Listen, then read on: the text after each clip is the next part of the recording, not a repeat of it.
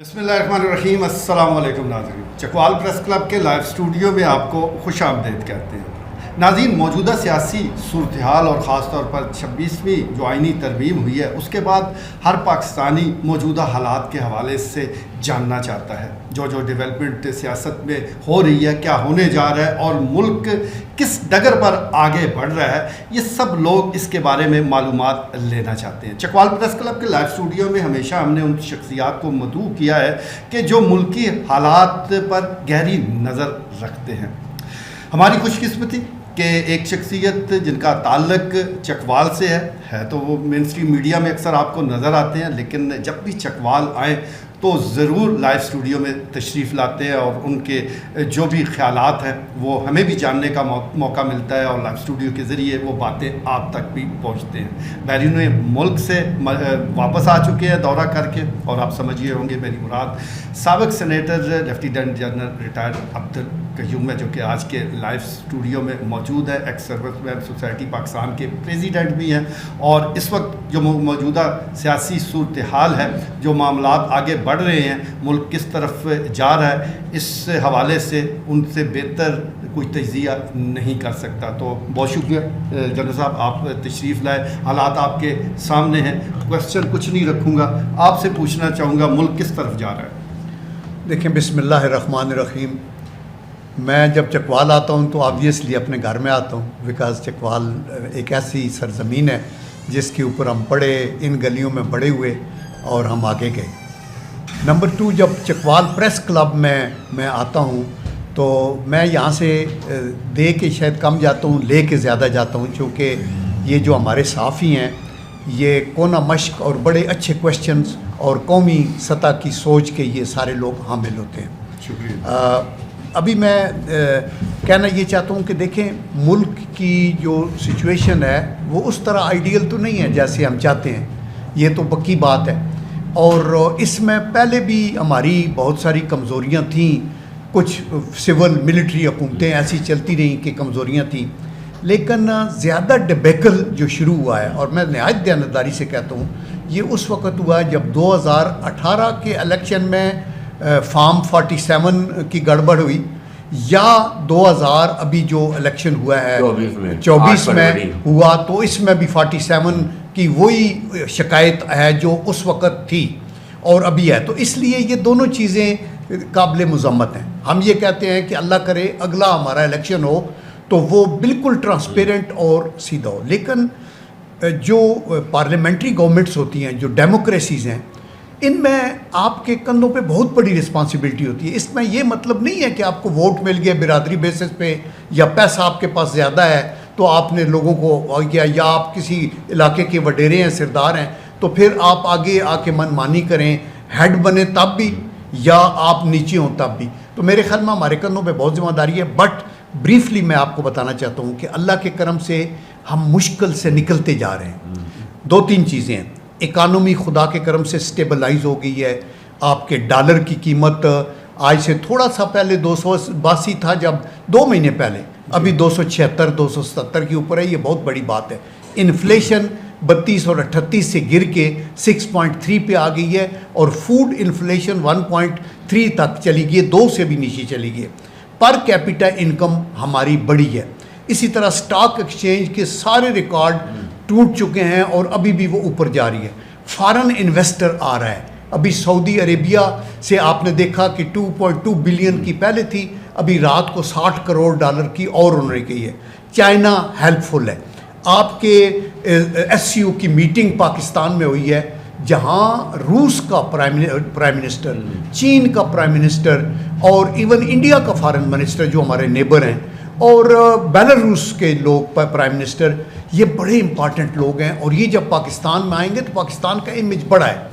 तो इसलिए मैं ये कहना चाहता हूँ कि प्लस जो हमारी ये दहशतगर्द हमारे जवानों के ऊपर हमलावर हो रहे हैं, उनको मुंह की खानी पड़ेगी। अल्लाह के करम से हमारा जवान जानता है, खून का नजराना पेश करेगा, लेकिन मुल्क की सलामती पे हरफ नहीं आने देगा। और इनको शिकस्त पहले भी हुई है दहशत गर्दों को, और आइंदा भी अल्लाह के करम से। जनरल साहब, साथ ही अभी 26 में देखा पूरा एक जान अंगेज रहा, पूरा मतलब पूरा کہ سارا خیبر سے کراچی تک لوگ ٹینس اور پتہ نہیں کیا ہو رہا ہے. تو اب وہ ابھی اللہ کیا گزرا 27ویں کا اب یہ کوئی ہے یہ 27ویں یا کہہ رہے ہیں ٹوشا ہے بھائی کہہ رہے ہیں ٹوشا ہے بھائی یہ نہیں شوشی کی بات نہیں ہے. دیکھیں امینڈمنٹیں کانسٹیٹیوشنز میں ہوتی رہتی ہیں, انڈیا کے اندر بھی امریکہ کے اندر بھی, پتہ نہیں اس میں تو 100s کے اوپر چلی گئی. جب آپ محسوس کرتے ہیں کہ جو آئین ہم نے بنایا ہوا ہے اس کو ماضی میں کسی نے ڈسٹارٹ کر دیا ہے یا کوئی شکیں ایسی ہیں جن میں ابہام ہے اور اس میں عدالتیں اپنی انکریجن کرتی ہیں, تو یہ ضروری ہو جاتا ہے کہ اس کو کیا جائے. یہ ایک جمہوری طریقہ ہے. 26ویں امینڈمنٹ بہت ضروری تھی. میں اگین عزو ایمان کہتا ہوں, بہت سے لوگ بڑا پراپیگنڈا کرتے ہیں, او جی بالکل عدلیہ نو جو ہے نا اس کے تو دانت نکال دیے ہیں فلانا ہو گیا. نو, عدلیہ میں انہوں نے یہ کہا ہے کہ سینیارٹی کے اوپر نہیں ہوگا بلکہ میرٹ پہ اوپر ہوگا.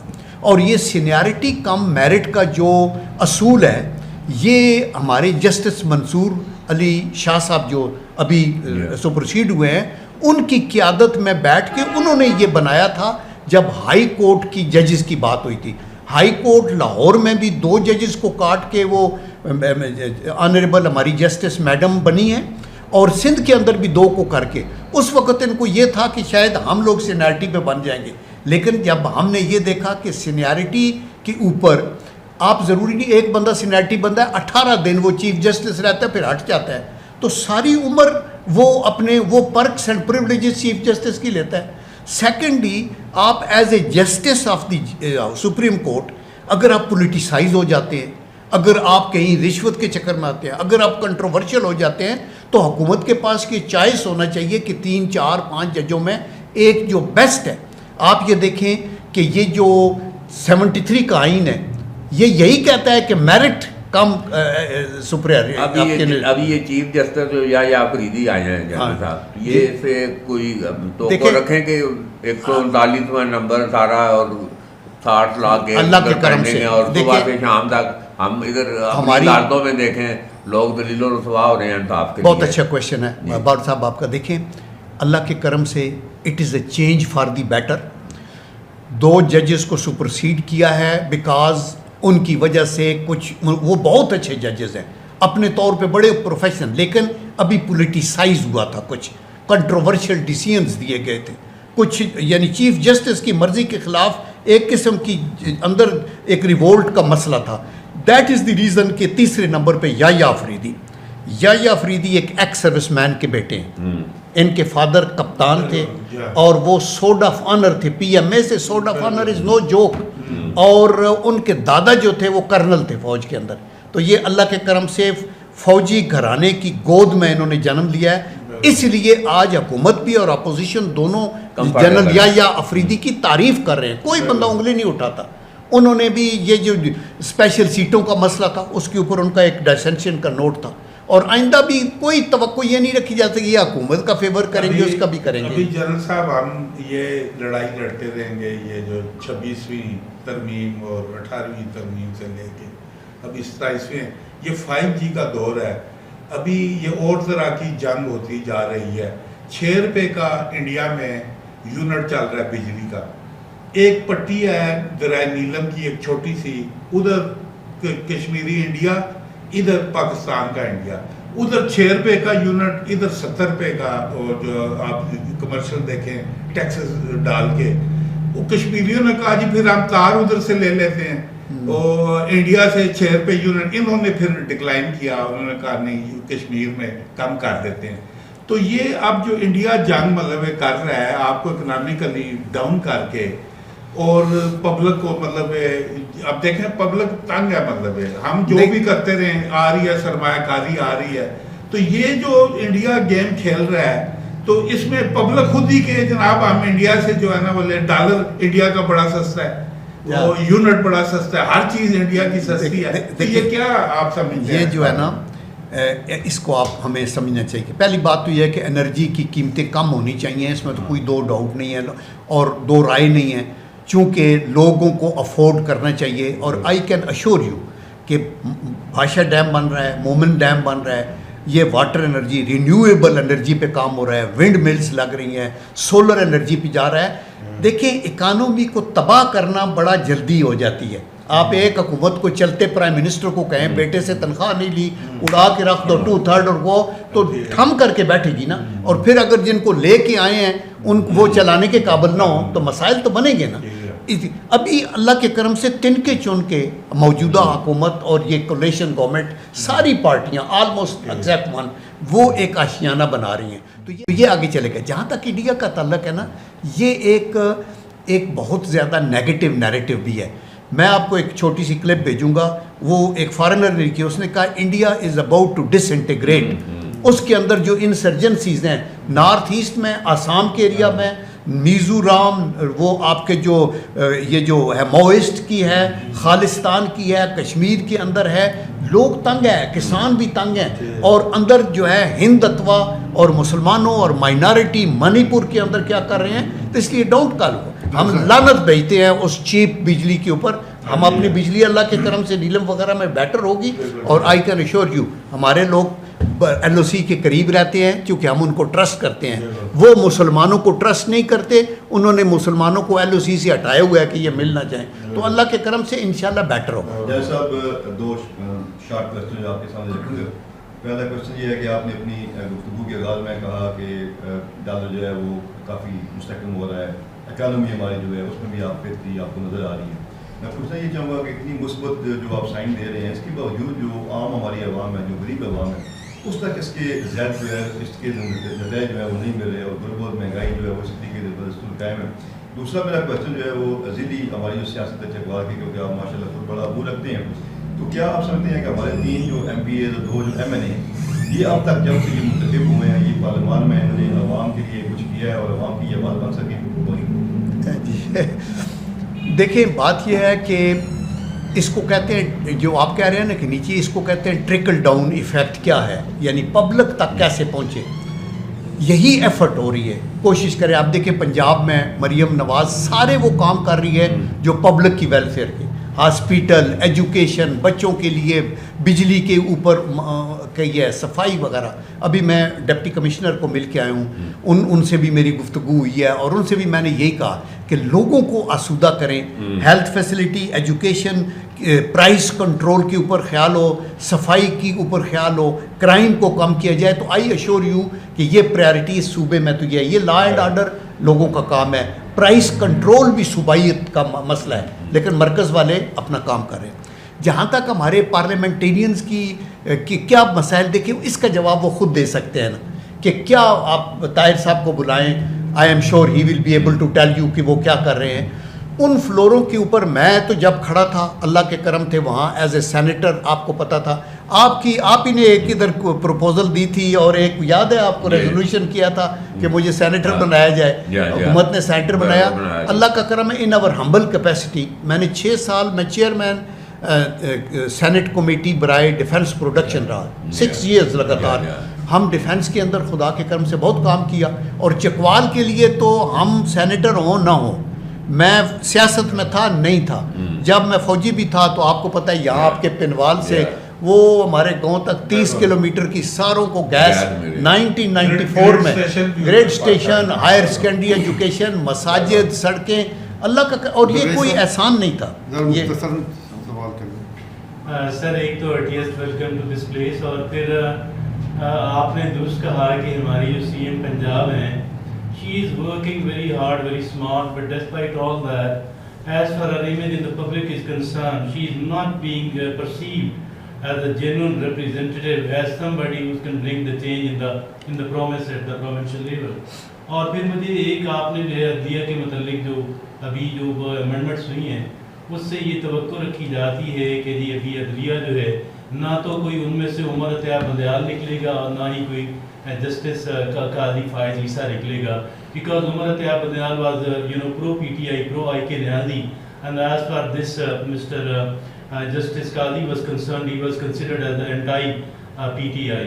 تو ایک مجھے آپ کا جو آپ کا ادارہ ہے جہاں پہ آپ نے پوری جو ہے اپنی ایک working life, you retired as A lieutenant general, تو کیا وہاں پہ بھی کچھ ایسا کرنے کی ضرورت ہے, اور گورنمنٹ کے کہیں پر تو نہیں چلتے کہ وہاں پہ کسی طرح کی کوئی ریفارم لے کر کے آئیں, تاکہ وہ بھی کسی طرح کا کوئی پولیٹیکل جو ہے کردار وہ ادا کرنے سے اس سے بالکل ایبسٹین کریں. Thank you sir.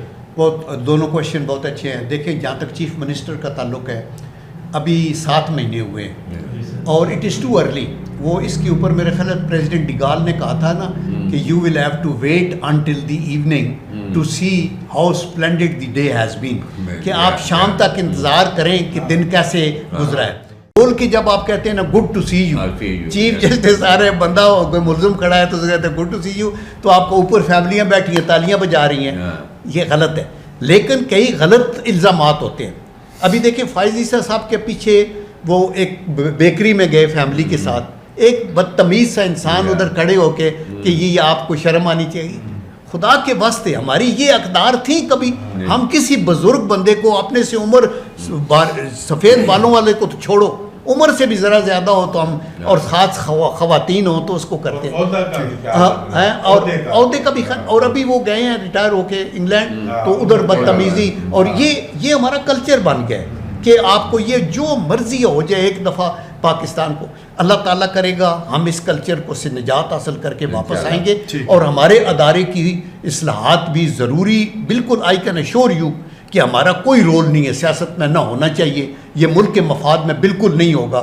لیکن ملک کو مضبوط کرنا ہے, اور جب قومی سلامتی کے چیلنجز آ رہے ہوں تو آرمی کنسرن ہو جاتی ہے کہ ہم صرف ڈیفینس بجٹ بارڈر کے بیٹ پہ نہ کرتے رہیں, اندر سے لوگ ہماری جڑیں کاٹ کے ہمارے اسٹیپ کریں گے تو وہ پھر ان کا رول اس میں آ جاتا ہے. اچھا جنرل صاحب, آخری مختصر سے سوال کروں گا. ایک تو یہ بتائیے گا کہ کیا نواز شریف واپس آئیں گے, پہلا تو یہ ہے, اور دوسرا جو سول ایڈمنسٹریشن ہے اس میں بعض جو لوگ ہیں وہ تنقید کر رہے ہیں کہ جو حاضر سروس آفیسرز ہیں جن کا تعلق فوج سے ہے اور ریٹائرڈ آفیسر, ان کی تعداد اچانک کافی بڑھ رہی ہے. یہ تنقید کس حد تک جسٹیفائڈ ہے؟ دیکھیں ایک تو میاں صاحب انشاءاللہ ضرور آئیں گے نا, ہی از اے سیاسی برڈ ہے, وہ ایک فگر ہے, تو پھر اگر آپ ادھر نہیں آئیں گے تو آپ کی سیاسی اتنی مشقت ہو. اور آئی ایشور یو کہ ٹوڈے آپ کے سیاسی افق پہ اگر کوئی ایک لیڈر موسٹ ایکسپیرینسڈ ہے جو کہ اسٹریٹجک ڈیسیژن لے سکتا ہے تو وہ نواز شریف ہے. بائی گاڈ میں یہ قطع نظر اس کے کہ میں مسلم لیگ کا ممبر ہوں, میں یہ کہہ رہا ہوں کہ اف ہی از دیئر, ان کا ایک اسٹریٹجک سینس ہے. یہ جتنی موٹر ویز بنی, آپ کے پورٹس بنی, ایئرپورٹس بنے, بہت سی چیزوں کو, آپ کی جی ڈی پی کیا تھی, آپ کی پر کیپٹل انکم کیا تھی, ابھی بھی وہ آئیں گے. اور وہ جوڑنے والا بندہ ہے, اس کے اندر ایک بہت بڑی متانت اور عاجزی بھی ہے, اور وہ انکساری کے ساتھ سب کو ساتھ ہے, اور کبھی بدتمیزی کی بات نہیں ہوتی. نمبر 1. نمبر 2 آپ کا کویشچن یہ تھا, کیا تھا آپ نے کہا کہ جو یہ زیادہ دیکھیں ریٹائرڈ فوجی جو ہے نا, یہ چونکہ فوجی جوان ہمارا جب 18 سال میں فوج میں آتا ہے تو 18 سال کی عمر میں پھر ریٹائر ہوتا ہے تو 36 سال اس کی عمر, اس کے بچے جوان ہوتے ہیں, ماں باپ بھی اس کے ساتھ ہوتے ہیں, جو ہمارے اسلامی کانسیپٹ میں ان کی پرائرٹی بچوں سے بھی زیادہ ہے. اس طرح جب اس کو کرتے ہیں تو اس کو ری ایمپلائی بہت سے ملکوں میں بہت بڑی پرسنٹیج میں 100% بھی کر لیتے ہیں, امریکہ وغیرہ میں. ہمارا 10% کوٹا ہے. اور آپ یہ دیکھیں کہ جہاں فوجی لگایا کیا اس نے ڈیلیور کیا. میں ریٹائر ہوا پی او ایف سے تو مجھے اسٹیل مل میں بھیجا, اللہ کا تعالیٰ. ابھی دیکھو مجھے ادھر سے آئے ہوئے بھی ابھی 20 سال سے زیادہ تقریباً ہو گئے. آپ آج بھی جا کے وہاں پوچھیں کسی سے کہ کوئی حرام خوری ہوئی ہے, کوئی ایمبیزلمنٹ ہوئی ہے. جنرل صاحب نے کوئی فارم ہاؤس بنا لیا ہے, کوئی باہر جا کے فلیٹ خرید لیا. اللہ کا کرم ہے. اور ہم لوگ بہت سے میرے سے اچھے لوگ جو انجینئرنگ کے وابڈا میں گئے, ادھر ادھر سارے یوٹیلیٹی سٹور میں ہمارے بریگیڈیئر حفیظ تھے, ٹاپ کے اوپر لے کے گئے. تو یہ فوجی کام کرتے ہیں, ان کی یوٹیلائزیشن کیا. ہم تو جو ریٹائرڈ لوگ ہیں جنرل مجید ملک صاحب کی طرح, وہ سیاست میں بھی آنے چاہیے, پارٹیوں کو ٹکٹ دینا چاہیے, ان کو سینٹ میں اور اسمبلی میں بٹھائیں تاکہ آپ کو یہ بھی پتہ چلے کہ قومی سلامتی کے ایشوز کیا ہیں اور وہ آگے لے کے آئیں. Thank you very much general صاحب. آپ نے ناظرین گفتگو سنی. سیاسی ٹیمپریچر اس وقت ملک میں بہت ہائی ہے اور ایسے لوگوں کی ضرورت ہے کہ جو اعتدال پسند ہے. جنرل قیوم صاحب کا بھی شمار انہی لوگوں میں ہوتا ہے کہ جو ہمیشہ عزت سے بات کرتے ہیں اور ان کو جواب بھی عزت سے ملتا ہے. میں سمجھتا ہوں کہ ایسے لوگوں کو اب آگے آنا چاہیے اور جو سیاسی استحکام ہے اس کے لیے ضرور کام کرنا چاہیے. آج کے لیے اتنا ہی, اجازت دیجیے. اللہ نے کروا.